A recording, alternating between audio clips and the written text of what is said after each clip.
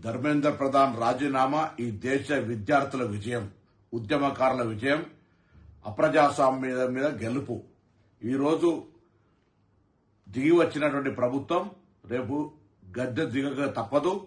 రాహుల్ గాంధీ గారి పోరాటం, ప్రతిపక్షాల పోరాటం, విద్యార్థుల పోరాటం, దేశవ్యాప్త ఐక్యత,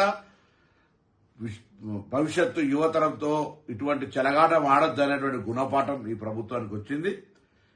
ధర్మేంద్ర ప్రధాన్ రాజీనామా ఈ బీజేపీ ప్రభుత్వ దిగడానికి మొదటి మెట్టు. తప్పకుండా ఈ ప్రజలకు వ్యతిరేకంగా, అప్రజాస్వామికంగా రాజ్యాంగ హక్కులను కాలరాస్తూ పోలీసులతోటి నియంతృత్వంగా లాఠీ చార్జీలు చేస్తూ, రైల్వేలు బంద్ చేస్తూ, మెట్రోలు బంద్ చేస్తూ, జేఎన్టీయూ లాంటి యూనివర్సిటీల నుంచి పిల్లలు బయటికి రావద్దని నిర్బంధాలు పెడుతున్న ప్రభుత్వంకు వ్యతిరేకంగా ఇన్ని వేల మంది విద్యార్థులు దేశవ్యాప్తంగా ఉద్యమం చేస్తున్నారంటే ప్రభుత్వంపై ఎంత వ్యతిరేకత ఉందో అర్థమైంది. తప్పకుండా ఇప్పటికైనా విద్యార్థి శక్తి మరొకసారి గెలిచిందిగా భావిస్తూ వారందరికీ శుభాకాంక్షలు. ఇది ఆరంభం. తప్పకుండా ఇటువంటి ప్రజా వ్యతిరేక ప్రభుత్వం గద్దె దిగవాక అందరూ కలిసి పోరాడాలని విజ్ఞప్తి చేస్తున్నాను.